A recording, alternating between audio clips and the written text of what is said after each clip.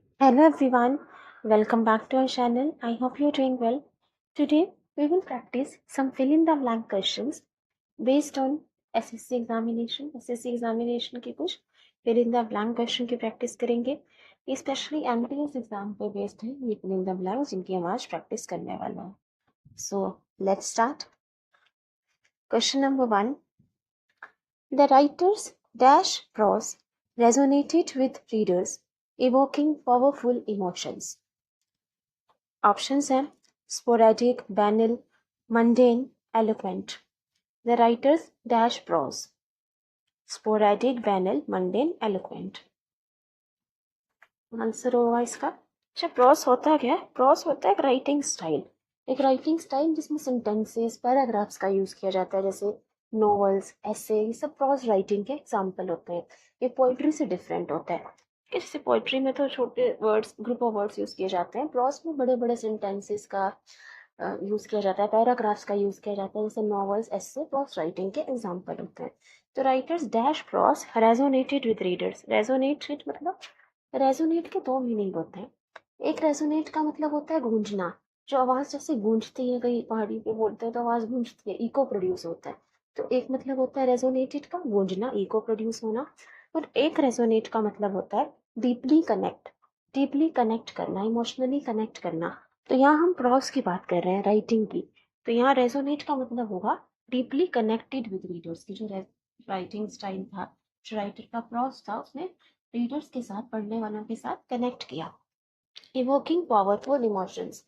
Evoking powerful emotions मतलब emotionally connect कर पाए लोग उससे, उनके इमोशंस हिट हो पाए इस प्रोस राइटिंग से. ठीक है. So writers dash pros. Sporadic. Sporadic का मतलब होता है इरेगुलर, ओकेशनल, कभी कभी, या इरेगुलर. तो प्रोस इरेगुलर तो कुछ यहाँ पे सेंस नहीं बन रहा, तो स्पोरेडिक आंसर नहीं होगा. स्पोरेडिक का मतलब इरेगुलर होता है. बैनल. बैनल का मतलब होता है ऑर्डिनरी, आम. इसका मतलब बोरिंग भी होता है कई बार, बोरिंग, साधारण सा, उसको हम कहते हैं बैनल. तो यहाँ पे लिखा है कि पावरफुल इमोशंस उसने वो कि इमोशनली लोग इससे कनेक्ट कर पाए. तो कुछ आम, ऑर्डिनरी, साधारण या बोरिंग तो नहीं हो सकता. हमें एक पॉजिटिव वर्ड चाहिए. मंडेन. मंडेन का मतलब भी होता है बोरिंग, ये भी नहीं होगा. आंसर होगा eloquent. Writers eloquent pros. Eloquent का मतलब क्या होता है? एलोक्वेंट मतलब एक्सप्रेसिव, मतलब बहुत अच्छे से इस प्रोस में एक्सप्रेस किया हुआ राइटर ने, बहुत फ्लुएंट है, बहुत अच्छे से, वो स्पष्ट तरीके से अपनी बात कही हुई है. तो आंसर हो जाएगा इसका eloquent. Sporadic means irregular, occasional. Mundane, boring. Banal means ordinary, not interesting. Eloquent, fluent, expressive. And resonated means equal to touch emotionally. यहाँ पे इसका मतलब था टच इमोशनली. ठीक है. तो आंसर एलोक्वेंट हो जाएगा. मंडेन को याद किया था ना हमने पहले भी. मंडेन का मतलब होता है बोरिंग. मंडे से याद किया था. मंडे कई लोगों को बहुत बोरिंग लगता है क्योंकि उनका वही पुराना शेड्यूल स्टार्ट हो जाता है. तो मंडेन, बोरिंग. बैनल का मतलब भी होता है ऑर्डिनरी, नॉट इंटरेस्टिंग. ठीक है. चलिए नेक्स्ट देखिए. Doves dash in the sky above me. Doves dash in the sky above मी. क्या आंसर होगा? सोर, शोर, सोर, सोर. क्या ये होमोनिम्स हैं? इनकी स्पेलिंग डिफरेंट है, प्रोनाउंसिएशन सिमिलर होती है, तो इसमें कौन सा वर्ड आएगा? डव्स क्या होते हैं? डव्स कबूतर. कबूतर जो होते हैं. Doves dash in the sky above मी. तो बर्ड्स जो है स्काई में डैश करते हैं, मेरे ऊपर जो स्काई है डव्स, उसमें डैश कर रहे हैं. सोर, SOUR. सोर का मतलब तो होता है खट्टा, खाने में जो खट्टा लगता है. तो यहाँ पे डव्स, हम डव विजन की बात कर रहे हैं, तो सोर तो नहीं आएगा, खाने की बात भी कर रहे हैं. शोर, SHORE. शोर का मतलब तो होता है किनारा, नदी किनारे, किनारे को कहते हैं शोर. ये भी नहीं होगा आंसर. SOAR शोर या SORE शोर. SORE शोर का मतलब होता है पेनफुल, पेनफुल, हर्टफुल. ठीक है. जैसे सोर थ्रोट आपने सुना होगा. सोर थ्रोट, गले में दर्द होता है तो उसे हम कहते हैं सोर थ्रोट. तो SORE शोर का मतलब होता है पेनफुल, दर्दनाक. ठीक है, थोड़ा पेन इंसाइट करने वाला. तो आंसर इसका हो जाएगा. तो ये भी आंसर नहीं हो सकता, पेन की बात तुम कर नहीं रहे, शोर किनारे की या खट्टा शोर की बात नहीं हो रही. SOAR शोर. SOAR शोर का मतलब होता है फ्लाई हाई, ऊंची उड़ान भरना. तो doves fly high in the sky above me, soar in the sky above me. जो कबूतर है ऊपर स्काई में ऊंची उड़ान भरते हैं. तो आंसर इसका SOAR शोर करेंगे. ठीक है. SOAR शोर मीन्स फ्लाई हाई. SORE शोर का मतलब पेनफुल होता है. नेक्स्ट देखिए. The teacher emphasise the importance of dash correct grammar. Using, used, use, uses. Emphasise the importance of dash correct grammar. Using, used, use या यूजेस. देखो of लिखा है प्रेपोजिशन, प्रेपोजिशन के बाद हमें नाउन की जरूरत होती है. नाउन यहाँ पे अब कौन सा वर्ड है? यूजिंग आएगा हमारा आंसर, क्योंकि जेरंड का काम कर रहा है यूजिंग. जब हम आईएनजी ऐड कर देते हैं वर्ब के वर्ब में तो उसमें आईएनजी जेरंड नाउन का काम करता है, तो यहाँ पे आंसर हो जाएगा using. Next, she dash the book to her friend. She dash the book to her friend. Lend, lent, lend, leaned. क्या आंसर होगा? Land, LEND. लेंड का मतलब होता है गिव. बोरो का ऑपोजिट होता है लैंड. बोरो किसी से कुछ लेना और लैंड किसी को कुछ देना. तो लैंड, लैंड जो है LENT, लैंड, ये लैंड का ही पास्ट फॉर्म है. LEND लैंड का ही पास्ट फॉर्म होता है लैंड. Land, land, land. ठीक है. लेंड तो लेन हो गया. LENT. लीन, लीन का मतलब क्या होता है? LENT लीन, ये लीन का पास्ट फॉर्म है. लीन, LEAN लीन का पास्ट फॉर्म है. ठीक है.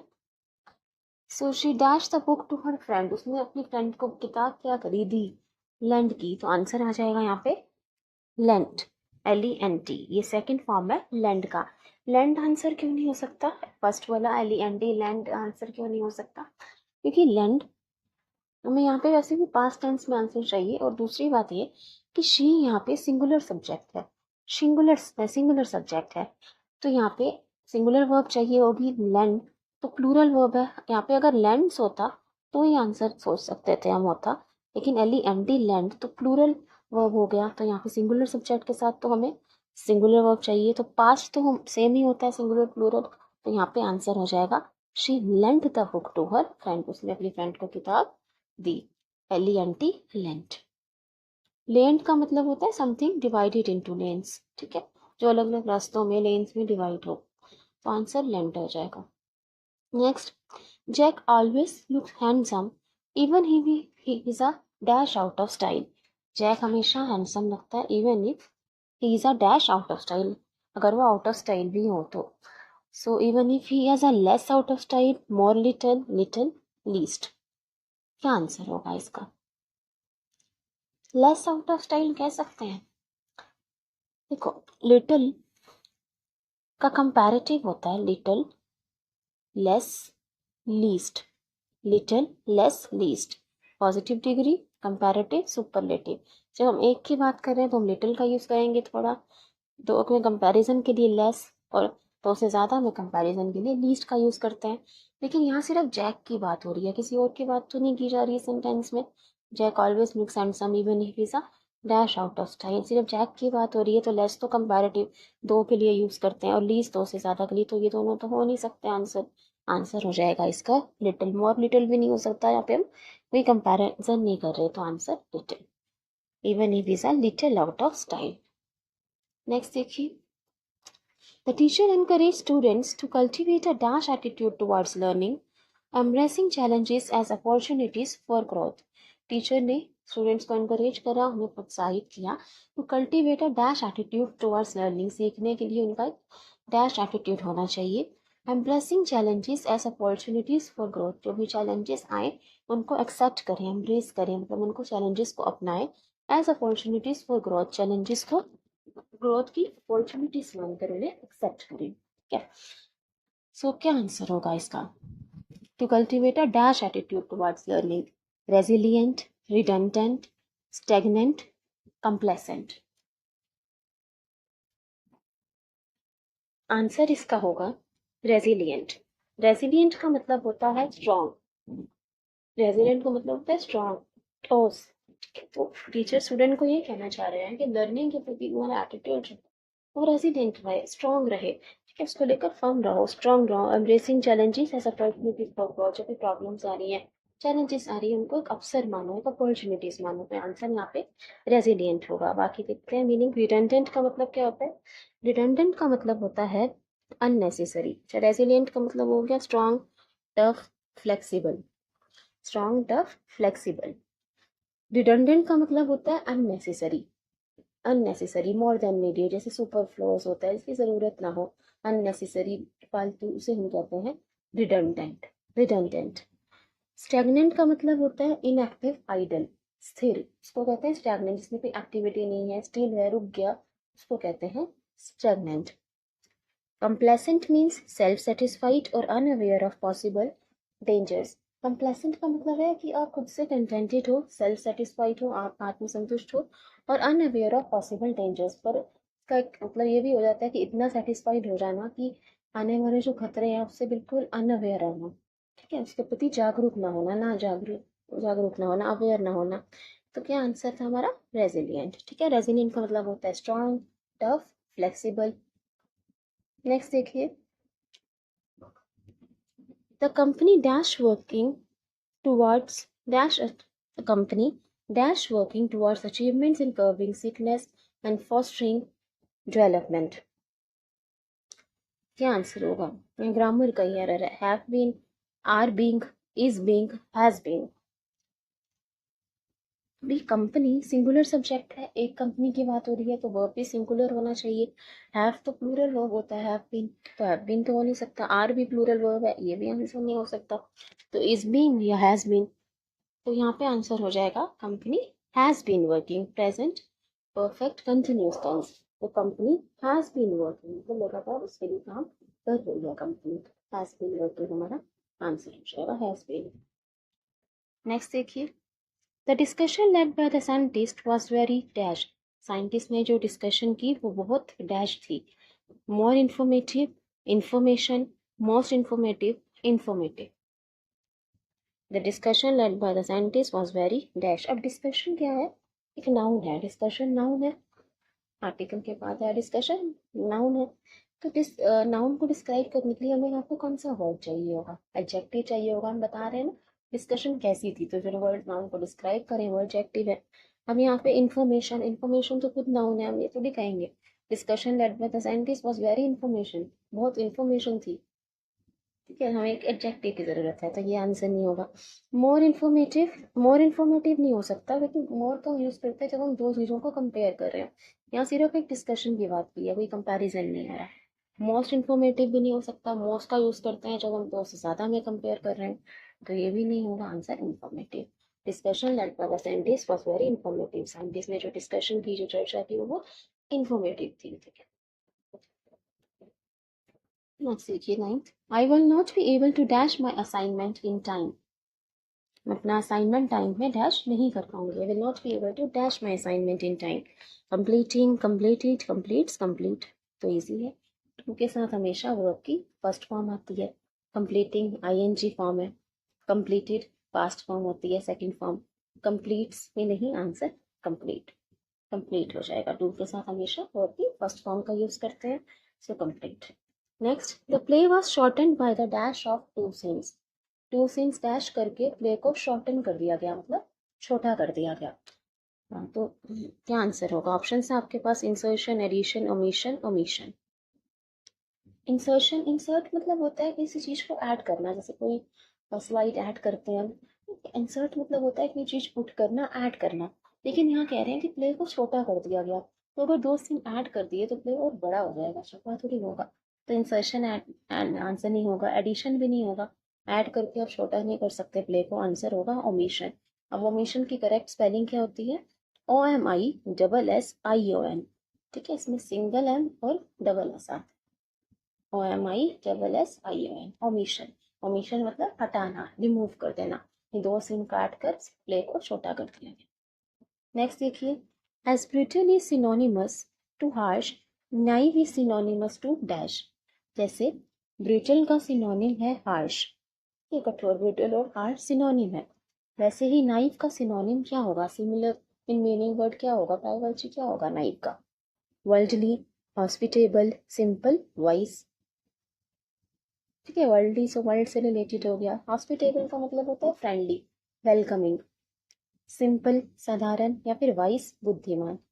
तो नाइफ का मतलब क्या होता है? नाइफ का मतलब होता है बहुत इनोसेंट, भोला वाला, सिंपल, उसे हम कहते हैं नाइफ की बहुत नाइव है, मतलब बहुत सिंपल है, बहुत इनोसेंट है। तो आंसर यहाँ पे सिंपल हो जाए।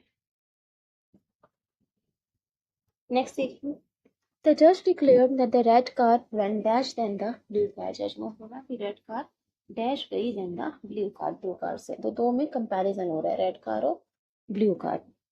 तो आंसर क्या होगा? मोर, फार, फार, फारदर, फारदेस्ट। फार नहीं हो सकता क्योंकि दो में कंपैरिजन में हमें कंपैरेटिव डिग्री चाहिए। फार का कंपैरेटिव क्या होता है? फार का कंपैरेटिव होता है फारदर, फार, फारदर, फारदेस्ट, मतलब दूर। द जज declare that the red car went dash and the blue car. Answer फारदर हो जाएगा। FARTHER, मतलब जज ने कहा कि जो रेड वाली कार थी वो ब्लू कार से ज्यादा दूर तक गई। सो FARTHER, फारदर यहाँ पे आंसर हो जाएगा। फारदेस्ट क्यों नहीं हो सकता? क्योंकि दो से ज्यादा के लिए यूज करते हैं, हम दो कार का कंपैरिजन कर रहे हैं, रेड और ब्लू। तो फारदेस्ट नहीं हो सकता, फार नहीं हो सकता, कंपैरेटिव चाहिए। मोर, फार भी फारदर होता है, फार का कंपैरेटिव। एक फारदर होता है FARTHER और एक होता है फर्दर FURTHER। उसका मतलब होता है इन एडिशन टू, के अलावा।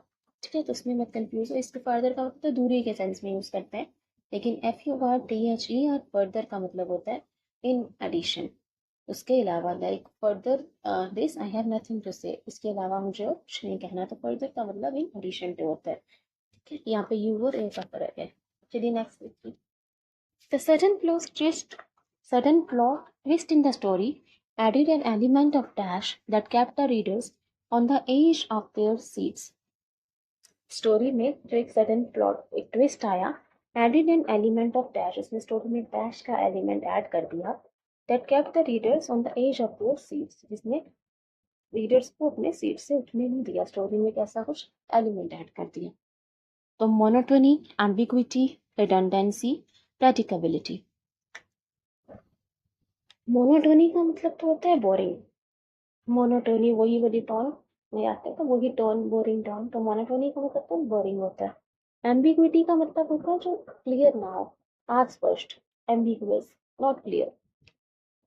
रिडंडेंसी, रिडंडेंट का भी हमने मतलब देखा था, नॉट नेसेसरी, अननेसेसरी। और प्रेडिक्टेबिलिटी, प्रेडिक्टेबिलिटी जिसको आप प्रिडिक्ट कर पा रहे हो, किसी का आप अनुमान लगा रहे हो, जैसे वेदर को प्रिडिक्ट किया जाता है कि आज बारिश होगी, कल होगी। तो प्रेडिक्टेबिलिटी का मतलब होता है अनुमान लगाना, मुझे एक्सपेक्ट करना।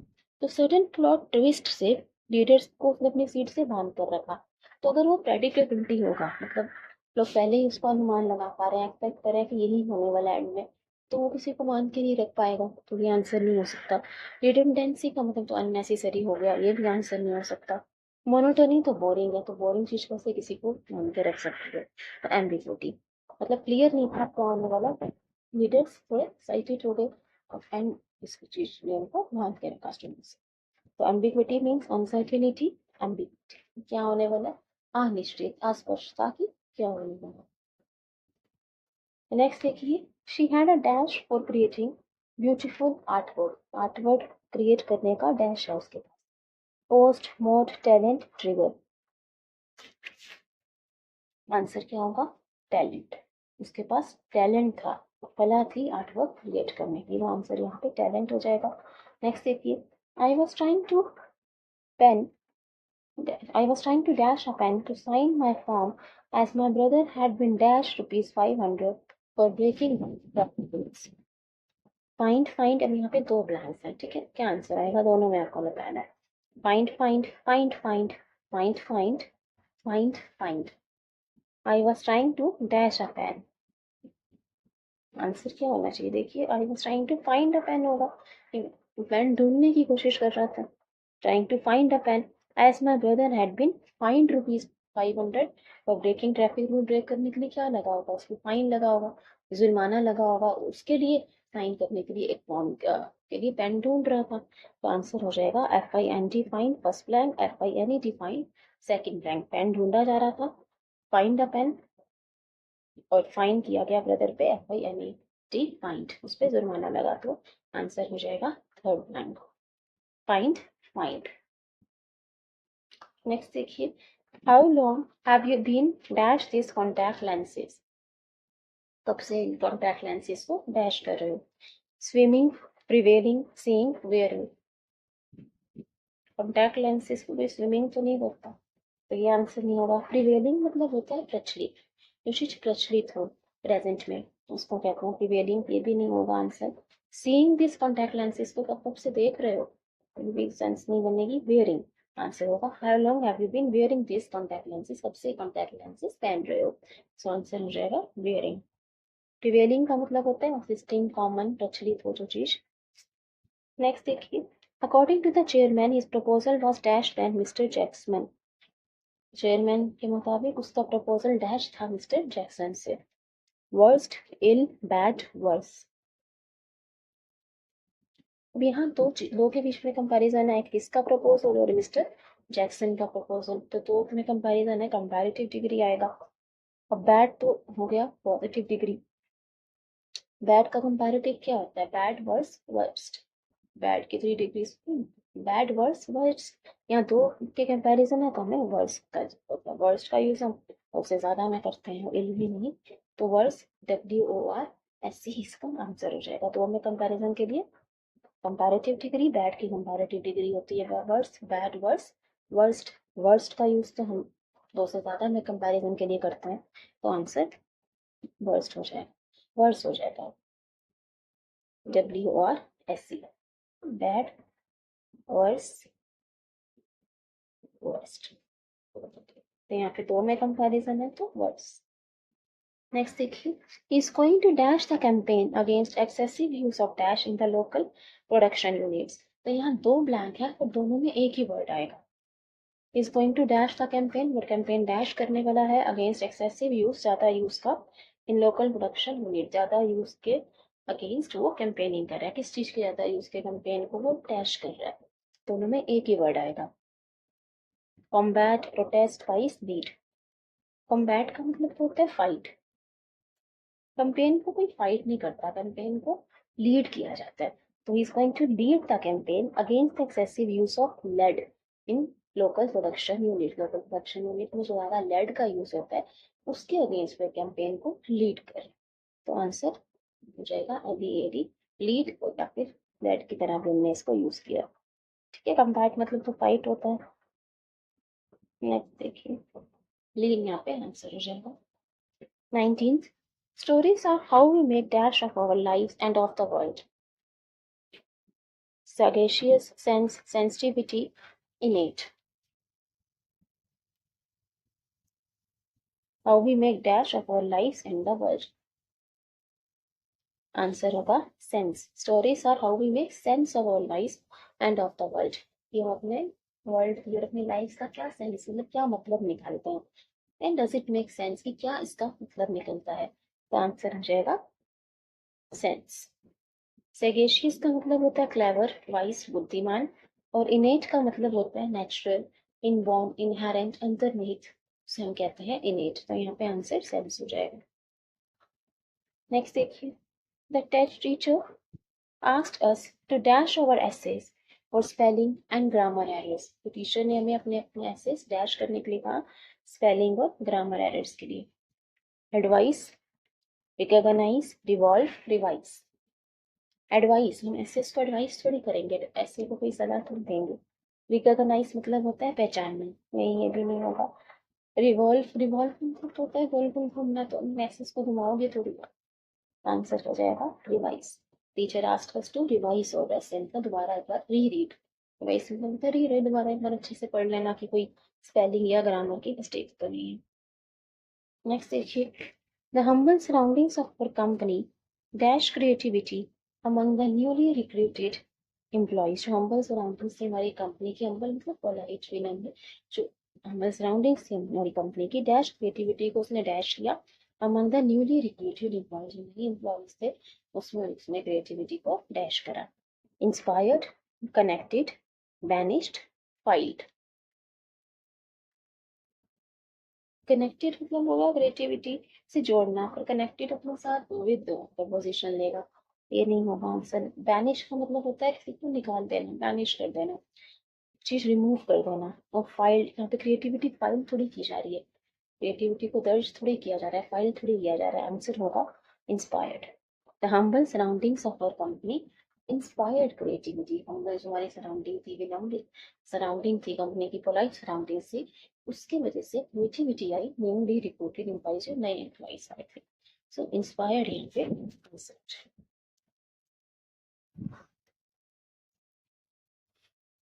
ठीक है, so thank you everybody, thanks for watching. I hope आपको ये फिलिंग द ब्लैंक क्वेश्चन पसंद आए हो and hope you learn from it. If you like the video please share it. Thank you everyone, thanks for watching.